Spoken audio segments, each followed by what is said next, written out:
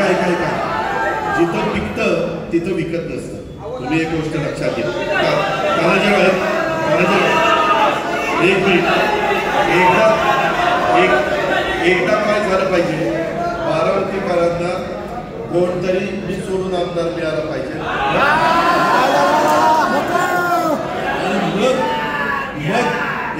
मग तुम्ही माझी 91 ते 2024च्या माझ्या कारकिर्दीची तुलना करा आणि त्याच्यामध्ये तुम्हाला काय ते खोटं नाही सांगत. कार्यकर्त्यांना नीट लक्षात घ्या. काय बघता रस्ता न सांगता रस्ता होतोय. एक मिनिट न सांगता पिण्याच्या पाण्याच्या योजना होत आहेत करोड रुपयाच्या. आता किती कोटीच्या योजनेची कामं चालली माहितीये? 750 कोटी बारामती शहर सोडून. कशाला म्हणतात 750 कोटी? त्याच्यामध्ये जे काही रस्ते तुम्ही पूर्वी बारामतीचे रस्ते बघितलेले, आता कुठल्याही भागामध्ये गेल्यानंतर काही रस्ते राहिले, मी मान्य करतो की काही राहिले, ते कसे करायचे काय करायचे ते बघू आपण. पण ह्या सगळ्या बाबतीत मेडिकल कॉलेज न मागता मेडिकल कॉलेज मिळतं. 1000 कोटीचं मेडिकल कॉलेज मिळतं. तुम्ही सांगितलं पुण्यश्लोक अहिल्यादेवी होळकरांचं नाव द्या. पुण्यश्लोक अहिल्यादेवी होळकर बारामती मेडिकल कॉलेज. आयुर्वेदिक कॉलेज, अशीच एक जागा कितीतरी जण बेड्यावरून जात होते. काय होतं त्या जागेत? येड्याबाबी होत्या.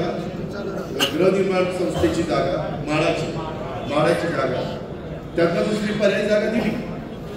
तिथं बेड्यात पण म्हणतात कसं काय राहिले कळतच होतं. काय सहजच उभारत. आता मध्ये केशवराव जगताप आले, म्हणे दादा मला माझे शिक्षण संस्थेतले रस्ते डांबरीकरण करून द्या. 1 रुपया केशवरावचा न घेता सगळे रस्ते डांबरीकरण करून दिले. 1 रुपया माळेगाव कारखान्याचा नाही. ही वस्तू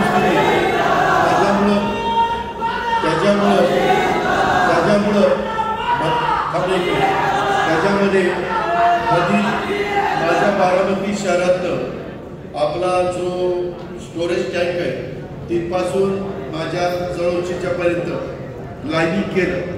का तर मला ते लाईनिंग केल्यावर जरा सुशोभीकरण करायचं होतं. मला रस्ता रुंद पाहिजे होता.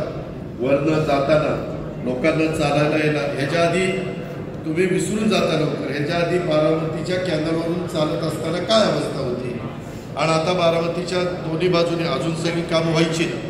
ती सगळी कामं झाल्यानंतर तुम्हालाच प्रश्न पडेल की बाबा हे पण बारामतीत आहे का अजून कुठं आहे, अशा पद्धतीनं. परंतु त्याचबरोबर आपला अमराईचा भाग असेल, आपला इतर वेगवेगळ्या गरीब नगर असेल, आपला कसबा असेल, याही भागामध्ये गरीब वर्गाच्या करता चांगली घर बांधण्याच्या बद्दलचं त्याला EWS म्हणतात, इकॉनॉमी विकास सेक्शन.